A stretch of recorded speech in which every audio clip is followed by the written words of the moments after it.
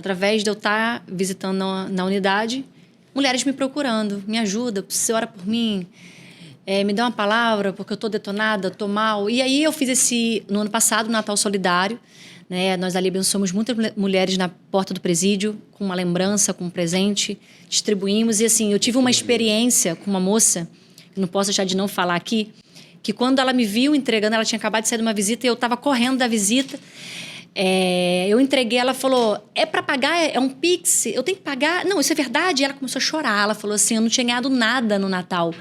E você não sabe que eu juntei o mês inteiro para conseguir ver meu esposo, né? E a gente sabe que é sofredor. Aquilo para mim, eu guardei aquilo no meu coração, eu falei, já valeu.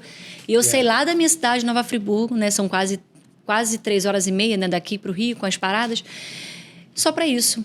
Né? E aí, como, né, essa questão que você me perguntou da aceitação dos presos, eles esperam que alguém acredite. Porque o voltar para a sociedade é difícil. Igual eu pego um dependente químico, não é botar ele na casa de recuperação. Ali tudo é fácil, o negócio é quando ele volta para a rua. Assim é o preso. No sistema prisional, ele está guardado. O negócio é quando ele volta para a rua. Porque ele está... Não sei se você sabe, provavelmente você já ouviu falar aqui, mas quem está muitos anos de cadeia... é como um dependente químico, tem dificuldade de viver em outro sistema.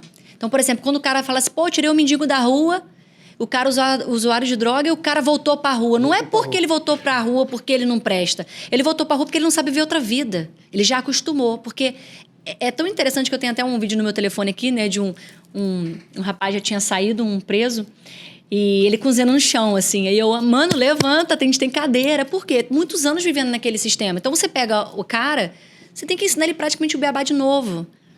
E é muito interessante, porque aí veio na minha vida, né, os presos e veio também, consequentemente, essas mulheres tão destruídas, abaladas. Porque não parece, não. Tem gente que fala, olha a mulher e fala, mas ela tá lá porque ela merece, ou tá lá porque ela poderia largar.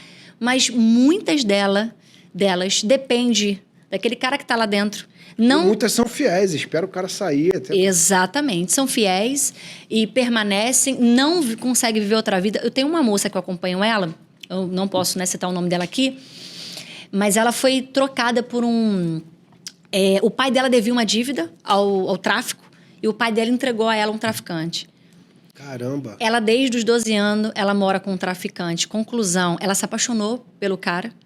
Então, anos, e agora ele pegou acho que 50 e poucos anos, por aí mais ou menos, eu não me recordo, de cadeia. E ela chegou para mim, no meu atendimento, me ajuda, pelo amor de Deus, através da rede social, me ajuda, porque eu não sei viver sem ele. Aí ela me contou toda a história daquela menina. Caramba. Então, ela só viveu a vida toda em função daquele homem. E aí o chão dela caiu quando ele foi preso. E agora ela está visitando e tudo mais. Mas ela foi trocada porque o pai devia... em troca de dívida. Você acha que uma mulher dessa é uma mulher bem resolvida, bem com ela mesma? Ela não tem uma realização pessoal, ela não é amada com ela mesma. Então, ela só sabe viver aquilo ali. E foi exatamente a palavra que ela diz pra mim.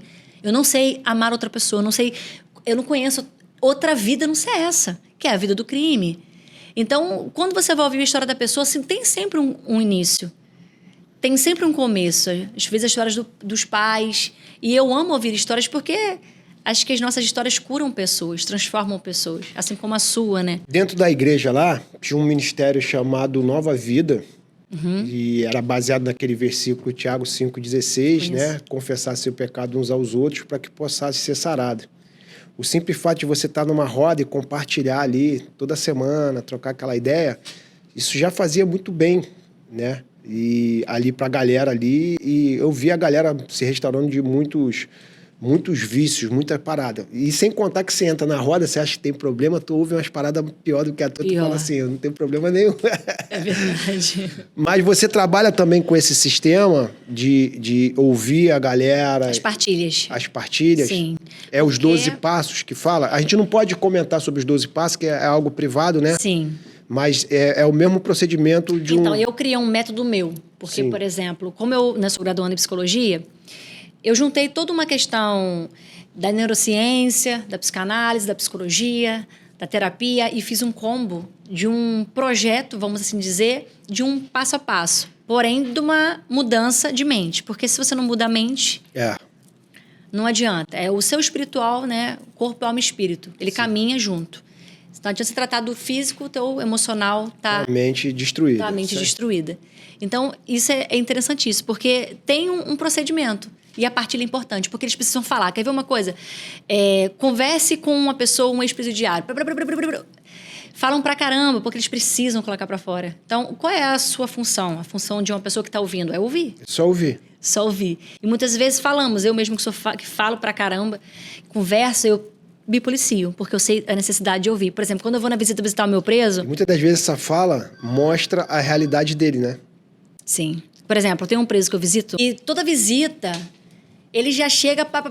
é mais ou menos 3, 4 horas de conversa, né? Fora as cartas que eu recebo carinhosamente, amorosamente, né? Da escrita. Isso é importante. E uma das coisas que eu converso e compartilho com ele é: você precisa escrever. Você precisa colocar pra fora. E é interessante, porque ele faz as poesias dele, ele tem a rima, a música, e ele chega contando inúmeras histórias e as noites que passa acordado. Isso é importante pro preso. Então, você não tem que chegar numa visita, por exemplo, descarregar. Você tem que ouvir. E essa é a dificuldade. Até mesmo, por exemplo, uma pessoa com depressão. Às vezes ela não consegue expressar que ela tem uma depressão. Você tem que estar atento aos morreu. sinais. E fulano morreu. Do nada se matou. Não, do nada não se matou. A pessoa ela já vem dando indícios. Às vezes, você sabia que existem pessoas depressivas, até quando elas são muito alegres? E tem gente que pensa que o deprimido é o que dorme. É porque ele quer mostrar uma realidade que... Ele quer esconder aquilo que está dentro dele, as feridas dele. Mas, ô Jéssica, nesse tratamento que eu fiz lá, nesse grupo que eu frequentei, a gente tinha todo um cuidado de homem ministrar somente homem, mulher só mulher, porque parece que o cara, quando ele está num momento de emoção Carência. muito forte, ele pode confundir isso com amor e levar. Você tem esse problema dentro da cadeia, os caras se apaixonarem por você lá, porque fala assim, cara, tá cuidando de mim, cara, Ao vivo, chegou, ao vivo. chegou minha princesa aqui num cavalo alado. Você tem esse problema lá, né? Como que você lidar com isso? Então, aí, como você está falando no âmbito igreja, né? Então, pela igreja... Eu tô falando no âmbito sentimentos, assim, nem religião, porque Sim, assim você é tocou fato. nesse assunto, Se você pega uma pessoa em depressão, num momento muito mal, se eu der um ombro para ela, abraçar ela pode confundir aquilo com uma outra coisa, até para levar para um lado do amor. Tem até uma síndrome que a galera fala quando a mulher se apaixona pelo bandido, né? A dama e vagabunda. A dama vagabunda. Então, eu tive uma experiência recentemente com um seguidor no TikTok, que inclusive um preso, o cara ficou fascinado, assim, pela minha imagem, pela minha pessoa, pela forma que eu falo.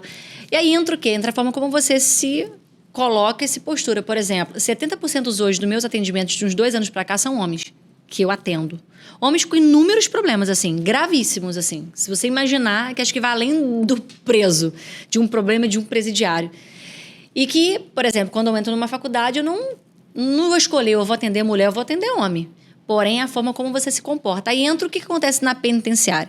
Eles estão ali, tem muitos que não têm visita, muitos, né, não têm, às vezes, ali o acolhimento como precisa. Chega uma moça bonita, fala Lourinha, bem. dos olhos azul, sorriso bonito.